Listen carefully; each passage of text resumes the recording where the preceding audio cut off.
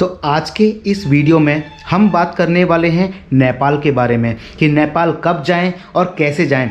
Train से जाएंगे तो नेपाल का कितना खर्चा होगा, कार से जाएंगे तो कितना खर्चा होगा, और अगर आप बाइक से नेपाल जा रहे हैं तो क्या क्या डॉक्यूमेंट लगेंगे और क्या क्या दिक्कतें आएंगी और कितना खर्चा होगा। हवाई जहाज़ से अगर आप जाएंगे तो कितना पैसा लगेगा, मोबाइल नेटवर्क की वहाँ पर क्या व्यवस्था है और क्या क्या डॉक्यूमेंट की ज़रूरत आपको वहाँ पर पड़ेगी, और एटीएम से पैसे निकाल सकते हैं या नहीं, और एटीएम से पैसे निकालने पर कितना पेनल्टी आपको वहाँ पर लगेगी, क्या भारत का रुपया नेपाल में चलता है, और अगर नहीं चलता है तो हम अपने पैसे का यूज़ नेपाल में कैसे करेंगे, और भारतीय रुपये के बदले कितने नेपाली रुपये आपको मिलेंगे। सारी जानकारी आपको इस वीडियो में A to Z step by step आपको मिल जाएगी, और भारत से नेपाल की पूरी जर्नी के बारे में हम आपको इस वीडियो में बताएंगे। तो कैसे नेपाल पहुंच सकते हैं बस, कार, बाइक और ट्रेन, हवाई जहाज से, ये सब आपको पूरी जानकारी इस वीडियो में मिल जाएगी। तो अगर आप नेपाल जाना चाहते हैं और नेपाल घूमना चाहते हैं और वो भी सस्ते में घूमना चाहते हैं तो वीडियो को शुरू से लास्ट तक जरूर देखना।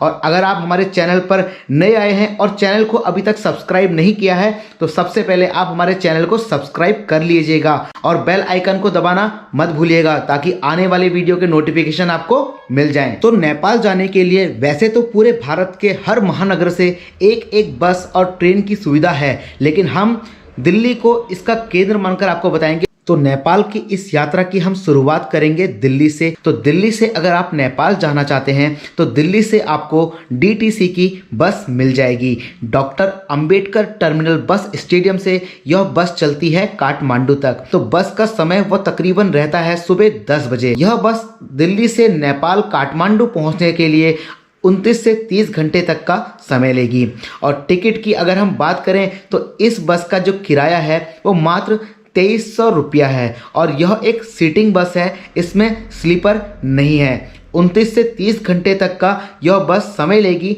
दिल्ली से आपका काठमांडू तक। तो 5 साल तक के बच्चे के लिए कोई भी टिकट नहीं है, लेकिन उसको सीट भी नहीं मिलेगी, और आप इस बस की बुकिंग ऑनलाइन भी कर सकते हैं और 60 दिन पहले भी कर सकते हैं। और बुकिंग की जो वेबसाइट है www.dtcbooking.com।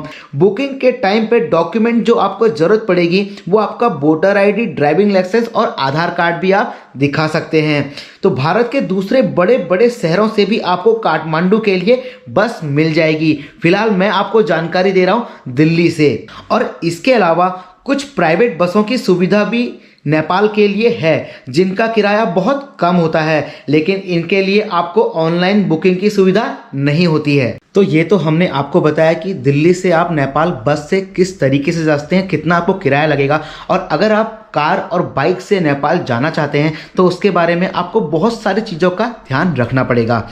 तो अगर आप अपनी बाइक से नेपाल जा रहे हैं तो आपको अपना बाइक का बॉर्डर पर परमिट बनाना पड़ेगा, और उस परमिट का जो चार्ज है वो प्रतिदिन के हिसाब से लगता है। अगर आप नेपाल घूमने जा रहे हैं तो अगर आपको 10 दिन नेपाल घूमना है तो आप कम से कम 11 से 12 दिन का परमिट बनाकर ले जाइएगा, क्योंकि अगर आप अपने निर्धारित समय पर नेपाल से वापस नहीं आ पाए तो आपको चालान भरना पड़ेगा, और उस चालान की जो कीमत है वो 2000 से 2200 रुपये है। ठीक इसी प्रकार अगर आप अपनी कार से नेपाल जा रहे हैं तो आपका प्रतिदिन का जो आपका परमिट बनेगा वो 400 रुपये पर डे बनेगा। इसलिए आप अगर अपनी कार और बाइक से नेपाल घूम रहे हैं तो 1 से 2 दिन का परमिट आप एक्स्ट्रा बनाकर अपने साथ ले जा सकते हैं। और अगर आप बाइक से जा रहे हैं तो आपको कुछ चीज़ों का ध्यान और रखना है। आपके बाइक के सारे पेपर एकदम रेडी होने चाहिए, बाइक की मेंटेनेंस बिल्कुल सही होनी चाहिए, क्योंकि नेपाल की जो पुलिस है वो बहुत ज़्यादा स्ट्रिक्ट है। वो गाड़ी के मिरर और बहुत सारी चीज़ों पर ध्यान देती है, और भारत से आने वाले सैलानियों के ऊपर तो खासा ध्यान दिया जाता है। 2 तरीके बता चुका हूँ नेपाल जाने के लिए, और तीसरा जो तरीका है वो है आपका हवाई जहाज़। फ्लाइट से भी आप नेपाल जा सकते हैं, और दिल्ली से आपको काठमांडू तक के लिए फ्लाइट मिल जाएगी जिसका न्यूनतम किराया है 5 से 6 हज़ार रुपया। अगर आप पहले से बुकिंग करा के रखते हैं तो आपको थोड़ा और सस्ता मिल जाएगा। और प्लेन से यात्रा करना बहुत कंफर्टेबल होता है, लेकिन हर किसी के लिए प्लेन से यात्रा कर पाना संभव नहीं है। ये तो 3 तरीके थे जिस तरीके से आप नेपाल जा सकते थे। अब मैं आपको एक तरीका और बताता हूँ, बहुत सस्ता और बहुत आसान, जिसमें आप ट्रेन से भी नेपाल जा सकते हैं। अगर आप ट्रेन से नेपाल जा रहे हैं तो नेपाल जाने के लिए 2 रास्ते हैं। एक तो बाया रक्सौल जो बिहार में स्थित है, दूसरा आपका गोरखपुर जो यूपी में स्थित है। तो पहले हम बिहार से समझ लेते हैं। अगर आपको रक्सौल जाना है तो दिल्ली से रक्सौल के लिए आपको डायरेक्ट ट्रेन मिल जाएगी। दिल्ली से रक्सौल जाने का जो किराया है वो स्लीपर में आपको पड़ेगा 450 रुपया और थर्ड एसी में आपको पड़ेगा 1225 रुपया और सेकंड एसी में आपको पड़ेगा 1775 रुपया और फर्स्ट एसी में आपको उसका किराया पड़ेगा 3020 रुपया। इतने में आप दिल्ली से रक्सौल बड़े आराम से पहुंच जाएंगे। और रक्सौल से नेपाल जाने के लिए, रक्सौल से नेपाल की जो दूरी है वो मात्र है आपका 1.5 किलोमीटर, लेकिन आपको वहां से और आगे जाना होगा वीरगंज तक। और वीरगंज से रक्सौल की जो दूरी है वो है 6 से 7 किलोमीटर। वहां जाने के लिए आपको आराम से ऑटो, बस, टैक्सी सब कुछ मिल जाएगा, जिसका किराया है 50 से सिर्फ 60 रुपया। और वीरगंज पहुंचने के बाद आप नेपाल में पहुंच चुके हैं और यहां पर आपको किसी भी प्रकार का कोई परमिट की जरूरत नहीं पड़ेगी। इस प्रकार आप दिल्ली से रक्सौल और रक्सौल से आपका नेपाल के वीरगंज पहुंच चुके हैं। और वीरगंज से आपको काठमांडू जाने के लिए बड़े प्यार से बस मिल जाएगी, जिसमें आपको एसी और नॉन एसी दोनों प्रकार की बसें मिल जाएंगी, जिसका जो किराया है, नॉन एसी का जो किराया है वो है आपका 700 से 750 रुपया और एसी वाली बस का किराया है 1000 से 1200 रुपया। तो ये बसें वीरगंज से काठमांडू तक 8 से 10 घंटे के समय में आपको पहुंचा देगी। और वीरगंज से काठमांडू जाने का एक दूसरा भी तरीका है, जिसमें आपको टैक्सी और टाटा सोमो मिल जाएंगी, जो 5 से 6 घंटे के अंदर वीरगंज से आपको काठमांडू शहर छोड़ देंगी, जिनका किराया है 500 से 600 रुपया। तो ये तरीका था आपका रक्सौल होते हुए नेपाल में इंटर करने का। तो अब आपको बताते हैं कि कैसे आप गोरखपुर होते हुए नेपाल में एंट्री कर सकते हैं। अगर आप गोरखपुर होते हुए नेपाल जाना चाहते हैं तो दिल्ली से गोरखपुर के लिए आप ट्रेन से जा सकते हैं, जिसमें आपका स्लीपर का आपका किराया होगा 380 रुपया और थर्ड एसी का जो आपका किराया होगा वो होगा 1040 रुपया और सेकंड एसी का जो किराया होगा वो होगा 1500 रुपया और अगर फर्स्ट एसी से आप जाते हैं तो आपको 2585 रुपये पड़ जाएंगे। तो दिल्ली से आप पहुंच जाएंगे गोरखपुर और गोरखपुर जाने के बाद आपको जाना होगा सोनाली बॉर्डर और सोनाली बॉर्डर नेपाल का बॉर्डर कहलाता है। गोरखपुर से नेपाल की जो दूरी है उसमें 3 से 4 घंटे का समय लग जाता है। इस प्रकार सोनाली जाने से पहले आपको नोतावन जाना होगा और नोतावन भी एक रेलवे स्टेशन है। यहाँ के लिए आपको बस और टाटा सोमो बड़ी आसानी से मिल जाएंगी, जिनका किराया 120 रुपये से कम ही होगा। फिर आपको नोतावन से सोनाली आना होगा और नोतावन से सोनाली की जो दूरी है वो सिर्फ 7 किलोमीटर है।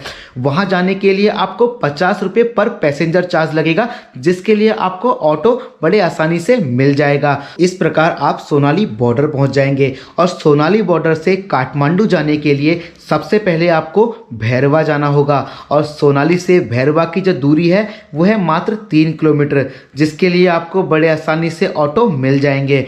फिर भैरवा से आपको काठमांडू जाने के लिए 270 किलोमीटर का सफ़र तय करना होगा, जिसके लिए आपको बड़े आसानी से बस वहां पर मिल जाएंगी। आपको वहां पर एसी और नॉन एसी दोनों बसें मिल जाएंगी। एसी बस का जो किराया है वो है 800 रुपया और नॉन एसी बस का जो किराया है वो है आपका 500 रुपया। तो इस प्रकार आप भैरवा से नेपाल के काठमांडू शहर पहुंच जाएंगे। ये था आपका ट्रेन से जाने का रास्ता। जैसे भी आपको आसान लगे आप उस तरीके से नेपाल जा सकते हैं।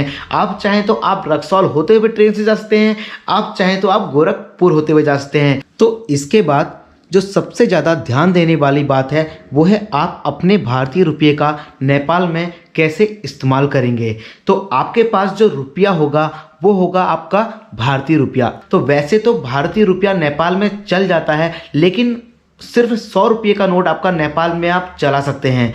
अगर आपके पास 500, 200, 1000, 2000 के नोट हैं तो वो नेपाल में आपके नहीं चलेंगे। तो अगर आप अपने पैसे को एक्सचेंज नहीं करना चाहते हैं तो आप यहीं से 100 रुपये के नोट लेकर नेपाल जाएं। अगर आपके पास 500, 1000 और 2000 के नोट हैं, तो आप उसको बॉर्डर पर आपको बहुत सारी शॉप्स मिल जाएंगी जहां पर आप अपने भारतीय रुपये को नेपाली रुपये में बदल सकते हैं। अगर आपके पास 100 रुपया है तो उसके बदले आपको 160 रुपये नेपाली रुपया मिलेगा, जिसके द्वारा आप नेपाल में अपनी शॉपिंग और खाना पीना कर सकते हैं। जब आप वापस आते हैं तो आप फिर से इस रुपये को अपने भारतीय रुपये में बदल सकते हैं। उसका कुछ चार्ज पड़ेगा जो आपको देना होगा। तो इन सब चीज़ों के बाद सबसे बड़ी जो दिक्कत आएगी वो आएगी आपके मोबाइल नेटवर्क की। जैसे ही आप नेपाल बॉर्डर में एंट्री करेंगे उसके बाद आपका मोबाइल नेटवर्क या आपका सिम कार्ड काम नहीं करेगा और पास में ही आपको बहुत सारी शॉप्स मिल जाएंगी जहां से आप सिम कार्ड परचेस कर सकते हैं। उसका आपको किराया पड़ेगा 200 रुपया। अगर आप नेपाल से कोई सिम कार्ड लेते हैं तो आपको 200 रुपया फीस देनी पड़ेगी। उसके बाद जितना आप उसमें टॉक टाइम या इंटरनेट डलवाना चाहते हैं वो आपके ऊपर डिपेंड करता है। तो जब आप नेपाल में ट्रैवल कर रहे होंगे और जितना रुपया आपने नेपाली रुपये में कन्वर्ट किया होगा, अगर किसी वजह से वो आपका ख़त्म हो जाता है तो उसके बाद आप वहाँ पर अपना पैसा किसी ATM से कैसे निकालेंगे, तो उसके लिए भी आपको वहाँ पर ATM मिल जाएंगे। लेकिन आपका जो ATM है वो वीज़ा कार्ड होना चाहिए, तभी वो वहाँ पर वर्क करेगा। और आप चाहे कितना भी पेमेंट निकालेंगे आपको एक बार का चार्ज 150 से 200 रुपया देना पड़ेगा। अगर आप अपने ATM से 20,000 रुपया निकाल रहे हैं तो आपको 20,000 नेपाली रुपया आपको मिल जाएंगे, लेकिन आपके अकाउंट से भारतीय रुपये के हिसाब से 12,000 रुपये कट जाएंगे। इस प्रकार आप नेपाल में कंटिन्यू ट्रैवल कर सकते हैं। जब आप नेपाल पहुंच जाएंगे तो सबसे ज़्यादा ज़रूरत आपको वहां पे होगी होटल, रहने और खाने पीने और होटल और हॉस्टल की व्यवस्था करना। तो नेपाल में आपको होटल कहाँ मिलेंगे, कितने तक के मिलेंगे और खाना और खर्चा में आपका कितना खर्चा आएगा। तो काठमांडू में आपको बहुत सारे ऐसे होटल्स मिल जाएंगे जिनका किराया 500 से 600 रुपये के आसपास पड़ेगा और खाने के लिए यहाँ पर आपको बहुत सारे ऑप्शंस मिल जाएंगे। 100 से 150 रुपया थाली के हिसाब से आपको यहाँ पे खाना मिल जाएगा। आप अपने बजट के हिसाब से खाना खा सकते हैं। नेपाल घूमने जा रहे हैं तो आपको पहले से ही कुछ लिस्ट बनाकर जाना होगा, क्योंकि नेपाल में घूमने के लिए बहुत सारी जगह हैं। तो कौन कौन सी जगह हैं जहां पर आपको नेपाल में घूमने में बहुत सारा मज़ा आने वाला है। तो सबसे पहला शहर है आपका काठमांडू, और काठमांडू नेपाल की एक कल्चरल कैपिटल यानी सांस्कृतिक राजधानी है। यहाँ नेपाल के सबसे ज़्यादा जनसंख्या निवास करती है। काठमांडू शहर मंदिर, मठ और आध्यात्मिक सांस्कृतिक का एक धरोहर है। काठमांडू के बाद जो दूसरा शहर आता है वो आता है पोखरा। पोखरा काठमांडू के बाद नेपाल का सबसे बड़ा दूसरा शहर है जो पर्वत की तलहटी में बसा हुआ है, और पोखरा नेपाल की पर्यटन राजधानी के नाम से भी जाना जाता है। ये शहर हिमालय का प्रवेश द्वार भी है। यहाँ पर आपको घूमने के लिए और हिमालय ट्रैकिंग के लिए बहुत सारे ऑप्शंस मिल जाएंगे। काठमांडू और पोखरा के बाद अगली जो जगह है नेपाल में वो बहुत चर्चित है और वहाँ हर कोई जाना चाहता है। उसका नाम है नगरकोट। तो नगरकोट नेपाल में सबसे ज़्यादा देखे जाने वाला एक जगह है। हिमालय की गोद में बसा हुआ यह एक छोटा सा गांव है। नगरकोट से आप नेपाल 13 में से 8 पर्वतमालाओं को देख सकते हैं, और नगरकोट काठमांडू से 28 किलोमीटर की दूरी में है। इसके बाद नंबर आता है आपका जनकपुर का। जनकपुर के बारे में आपको मैं क्या ही बताऊं, सीता माता का जन्म स्थान है और राम और सीता की शादी भी यहीं पर हुई थी, इसलिए हिंदुओं के लिए यह बहुत बड़ा आस्था का केंद्र है। इसके बाद आता है आपका लुम्बिनी। लुम्बिनी भगवान गौतम बुद्ध का जन्म स्थान है और बौद्ध धर्म का तीर्थ स्थल भी है, और सम्राट अशोक के स्मारक स्थल के रूप में ये जाना जाता है। और अगला जो शहर आता है वो आता है आपका पशुपतिनाथ। नेपाल के सबसे पवित्र हिंदू मंदिरों में से एक है पशुपतिनाथ। काठमांडू शहर से मात्र 3 किलोमीटर की दूरी पर स्थित है। इस मंदिर में स्थापित जो ज्योतिर्लिंग है भारत के 12 ज्योतिर्लिंगों में से मिलकर बना हुआ है। तो इस प्रकार आपको नेपाल में बहुत सारे घूमने के लिए लोकेशंस मिल जाएंगे। तो ये तो था आपका पूरा वीडियो कि नेपाल कब जाएं, कैसे जाएं और किस तरीके से जाएं, कितना खर्चा होगा। तो आई होप कि आप सभी लोगों को ये वीडियो पसंद आया होगा, और आशा करता हूं कि आप अगर पहली बार आए हैं तो चैनल को सब्सक्राइब करके जाना, क्योंकि आगे आने वाले वीडियोस में और बहुत सारी जगह के बारे में आपको जानने को मिलेगा।